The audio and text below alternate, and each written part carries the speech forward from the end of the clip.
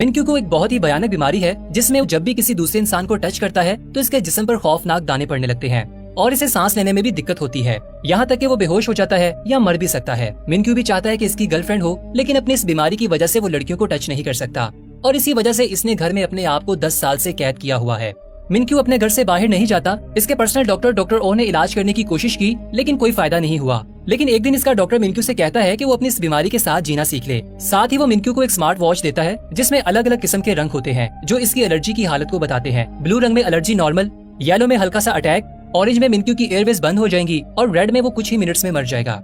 एक दिन professor Hong नामी साइंटिस्ट मिनक्यू से राब्ता करता है और वो कहता है कि इसने अपनी टीम के साथ मिलकर एक बहुत ही इंटेलिजेंट रोबोट तैयार किया है और क्योंकि वो रोबोट इंसान नहीं है इसलिए मिनक्यू जब भी रोबोट को टच करेगा तो इसे कोई अटैक नहीं आएगा। प्रोफेसर होंग इस रोबोट की कीमत $100 बिलियन बताता है। अगले दिन मिनक्यू होंग से मिलने इसकी लैब में जाता है और जैसे ही मिनक्यू वहाँ पहुँचता है तो वो एक रोबोट को देखता है जो बहुत ही खूबसूरत लड़की की तरह नजर आ रहा था। रोबोट अपना नाम AJ3 बताती है जो प्रोफेसर होंग की बनाई हुई एक एडवांस रोबोट होती है। मिनक्यू इसको देखकर हैरान रह जाता है और पहले तो वो इसे टच करने से घबराता है, लेकिन जब वो इसे छूता है तो मिनक्यू को इसके शरीर पर कोई भी दाने नहीं आते। ये देखकर मिनक्यू बहुत खुश हो जाता है और AJ3 मंसूबे में फंड भी लगा देता है। अगले दिन लैब में प्रोफेसर की टीम रोबोट को टेस्ट कर रही होती है। टीम का एक बंदा सोडा की बोतल फेंकता है जिसकी एक बूंद रोबोट के प्रोसेसर में जा गिरती है जिससे शॉर्ट सर्किट होता है और प्रोसेसर तबाह हो जाता है। प्रोफेसर और इसकी टीम परेशान हो जाते हैं क्योंकि अगले दिन AJ3 को डिलीवर करना था। अब रोबोट को रिपेयर करने में बहुत सारे दिन लग जाएंगे और इससे इनकी डील कैंसिल भी हो सकती है। इसलिए प्रोफेसर होंग एक प्लान बनाता है। इसे याद आता है कि इसकी एक्स गर्लफ्रेंड GR जो कि रोबोट AJ3 की प्रोटोटाइप है, इसे मिनक्यू को रोबोट बनाकर भेजने का सोचता है। अगले दिन होंग GR से मिलने जाता है। प्रोफेसर होंग GR को कहता है कि अगर वो एक दिन के लिए AJ3 बने तो वो इसे 10 मिलियन देगा। यहाँ हमें पता चलता है कि GR बहुत गरीब है और इसे पैसों की जरूरत है, इसीलिए वो इस ऑफर को एक्सेप्ट कर लेती है।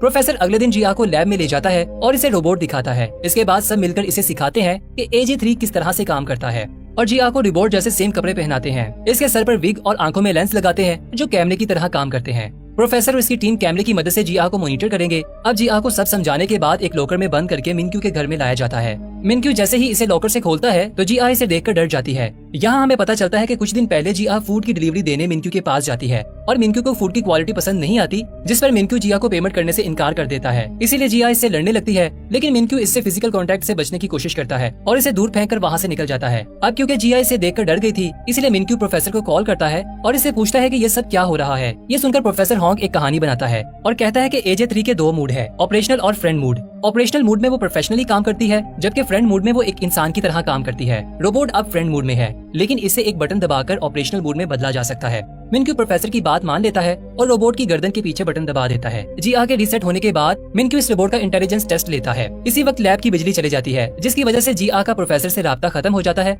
अब इसे अपने आप से ही मिनक्यू को मैनेज करना होगा। सबसे पहले मिनक्यू GR को एक बॉक्स 3 मिनट के अंदर खोलने के लिए कहता है, जिसका पासवर्ड मैथ के हिसाब से मालूम होना था। GR को मैथ बिल्कुल भी नहीं आती थी, इसलिए वो डब्बे को तोड़कर खोल देती है, जिससे मिनक्यू बहुत हैरान हो जाता है। दूसरे टेस्ट में मिनक्यू इसे 10 सेकंड के अंदर अंडे को छीलने का कहता है। GR पहले एक रेस्टोरेंट में काम करती थी, इसलिए वो आसानी से ये कर लेती है। मिनक्यू इससे बहुत खुश हो जाता है, इसलिए वो रोबोट के होशियार होने की तारीफ करता है।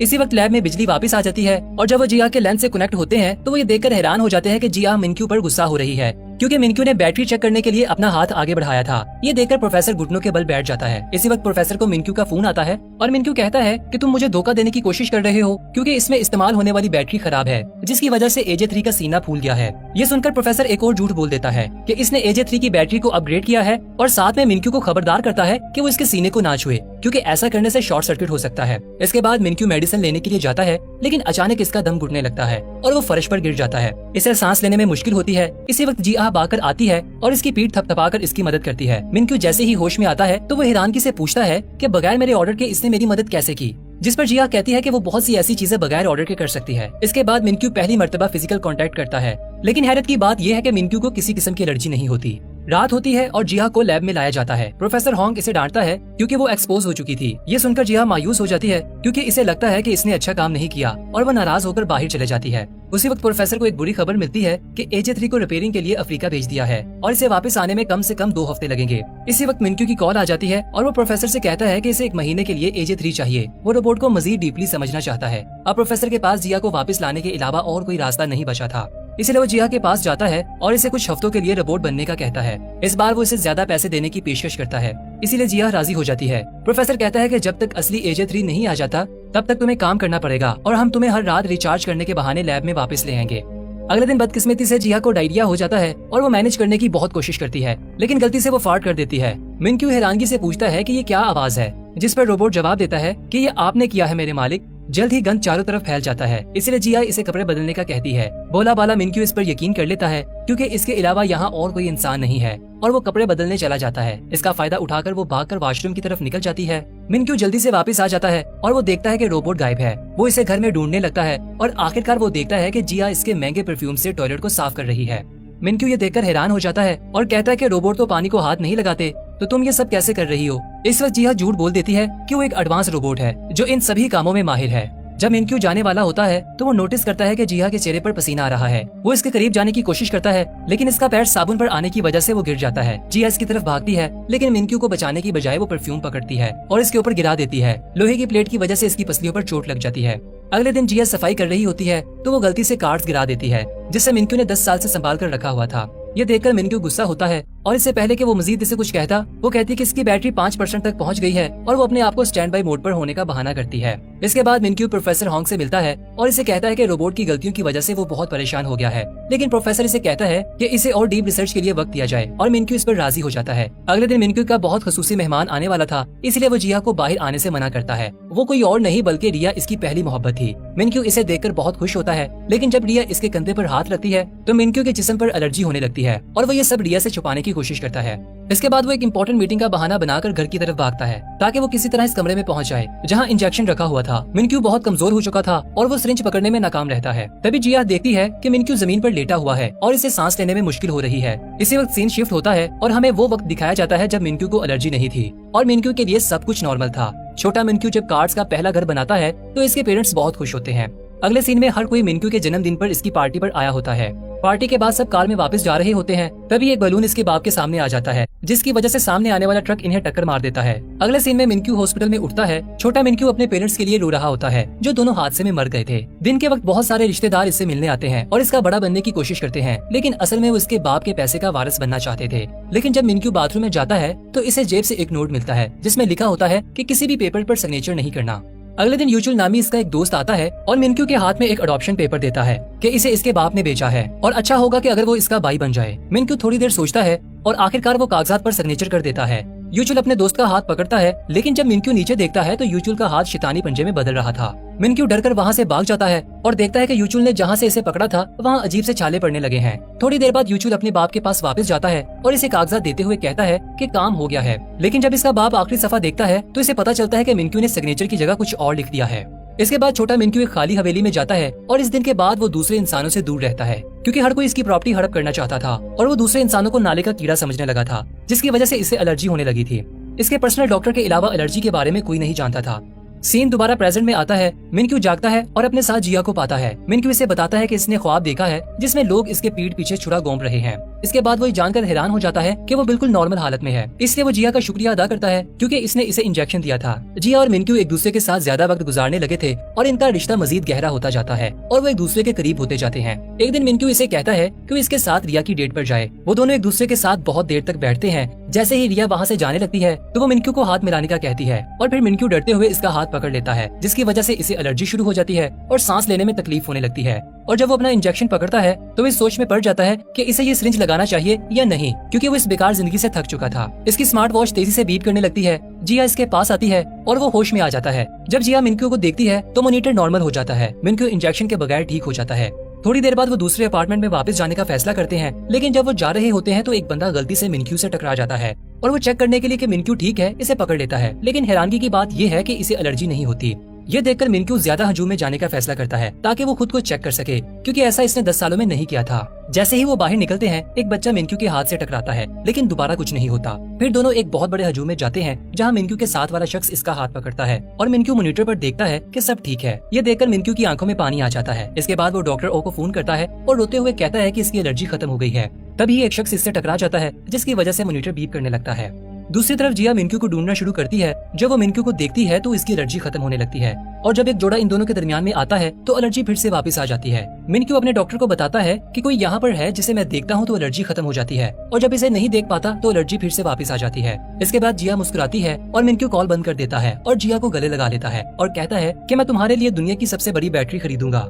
इसके बाद वो डॉक्टर ओ से फोन पर बात करता है और इसे कहता है कि अब वो बिल्कुल ठीक है। डॉक्टर भी हैरान है कि पहली बार मिनक्यू को एक इंसान के टच करने के बाद इंजेक्शन की जरूरत नहीं पड़ी। इसके बाद मिनक्यू जहाँ भी जाता है वो जिया को अपने साथ ले जाता है और इसे अपना सबसे अच्छा दोस्त समझता है। इसी दौरान एजे रोबोट रिपेयर हो जाता है, लेकिन इसे प्रोफेशनली काम करने के लिए कुछ वक्त लगेगा। प्रोफेसर कहता है कि एजे 3 कुछ दिन के बाद बिल्कुल ठीक हो जाएगा। जिया, जिसे मिनक्यू के साथ रहने की आदत पड़ गई थी, वो ये खबर सुनकर उदास हो जाती है। एक दिन मिनक्यू जिया को एक रेस्टोरेंट में ले जाता है, लेकिन इसे एक अलग मेज पर अकेले बिठा देता है। फिर वो रिया और इसके बाप को मिलता है। वो तीनों बातें कर रहे होते हैं तो वो दूर बैठी जिया परेशान नजर आती है। कुछ देर के बाद जब मिनक्यू इसे लेने आता है तो वो इसे नजरअंदाज करती है और चले जाती है। अब मिनक्यू तभी सेफ है जब वो जिया के पास हो, लेकिन एक दिन वो अकेला एक गैस स्टेशन पर जाता है और अटेंडेंट पीछे डिक्की में क्रेडिट कार्ड उठाता है। जब वो क्रेडिट कार्ड वापस करता है तो मिनक्यू की उंगली पर टच करता है, लेकिन इस पर ध्यान नहीं देता और वहाँ से चला जाता है। थोड़ी दूर जाने के बाद इसे याद आता है कि अटेंडेंट के हाथ के टच करने के बाद इसे कुछ भी महसूस नहीं हुआ और मॉनिटर बिल्कुल नॉर्मल है, हालांकि जिया भी इसके साथ नहीं है। इसके बाद क्यूमिन अपने प्रोफेशनल डॉक्टर को मिलने जाता है और इसे पिछले 10 सालों से इसकी मेहनत का शुक्रिया अदा करता है कि वो अब बिल्कुल ठीक हो गया है। इसके बाद डॉक्टर क्यूमिन से कहता है कि वो एजे 3 को वापस भेज सकता है क्योंकि अब वो मुकम्मल ठीक हो गया है। अगले दिन क्यूमिन प्रोफेसर के पास जाता है और कहता है कि वो रोबोट से मोहब्बत करता है। प्रोफेसर कहता है कि वो एक रोबोट के बारे में बात कर रहा है जो पहले से प्रोग्राम किया गया था। ये सुनकर मिनक्यू कहता है कि वो पागल हो रहा है और प्रोफेसर से इसका हल पूछता है। अगले दिन प्रोफेसर मिनक्यू के पास आता है और इसे कहता है कि एक रास्ता है, अगर वो एजे 3 को रीसेट कर दे, इसी तरह वो सब कुछ भूल जाएगी और तुम अपनी जिंदगी में आगे बढ़ सकोगे। मिनक्यू उदास हो जाता है, लेकिन वो जानता है कि अब यही रास्ता बचा है। इसके बाद जिहा भी ये खबर सुनती है और वो भी परेशान हो जाती है। जिहा आखिरी बार एजे 3 के कपड़े पहनती है।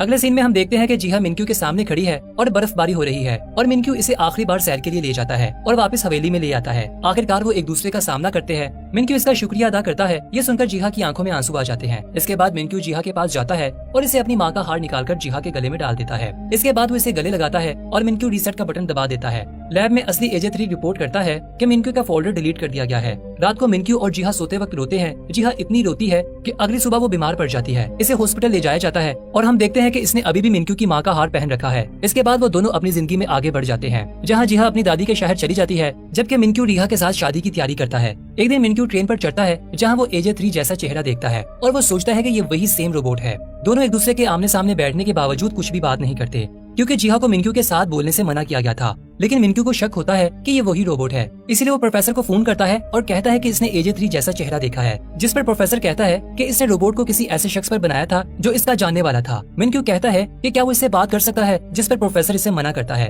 प्रोफेसर के मना करने के बावजूद भी ये इसका पीछा करता है और इसके साथ बात करने का कहता है, जिस पर जिहा मसरूफ होने का बहाना करती है, लेकिन मिनक्यू इसका इंतजार करने के लिए बैठ जाता है। इसी दौरान जिहा जल्दी से किचन में जाती है और अपने गले से हार उतारकर प्लेट में छिपा देती है। बहुत सारा टाइम गुजर जाता है, लेकिन मिनक्यू अभी भी वहाँ पर बैठा होता है, जिसकी वजह से जिहा इससे बात करने पर मजबूर हो जाती है और वो इसे बताती है कि इसने 4 साल पहले डॉक्टर होंग से पैसे लिए थे और तुम्हारे सामने रोबोट होने का नाटक किया था। मिनक्यू इससे मजीद पूछने की कोशिश करता है, लेकिन जिहा इसे कहती है कि वो यहाँ से चला जाए वरना वो पुलिस को कॉल करेगी। मिनक्यू चालाकी से इसकी दादी से पूछता है कि क्या इसके पास रहने के लिए कमरा है, जिस पर वो औरत हाँ कह देती है और इसे रात को यहीं पर रहने देती है। अगले कुछ दिनों तक वो दादी के साथ अच्छे ताल्लुक बना लेता है, साथ ही जिहा की तवज्जो भी हासिल कर लेता है और इसे अपने साथ गुजारे वक्त की याद दिलाता है। एक दिन मिनक्यू रेस्टोरेंट पर जाता है और इसे पता चलता है कि जिहा यहाँ से जा चुकी है, इसलिए वो यहाँ इसे हर जगह ढूंढने लगता है। आखिरकार वो इसे ढूंढ लेता है और इसे देखकर जिहा जल्दी से नेकलेस को छुपा लेती है, लेकिन वो नेकलेस देख लेता है। ये जानकर कि इसके साथ धोखा हुआ है, इसे बहुत बुरा फील होता है, लेकिन इससे पहले कि वो इसे कुछ कहता, इसकी एलर्जी दोबारा से जाहिर होने लग जाती है और मॉनिटर डेड पर पहुंच जाता है, जो पहले कभी ऐसा नहीं हुआ था। आखिरी सीन में वो जमीन पर गिर जाता है और इसके बचने के इम्कान बहुत कम होते हैं। यहाँ पर यह दिलचस्प मूवी खत्म हो जाती है।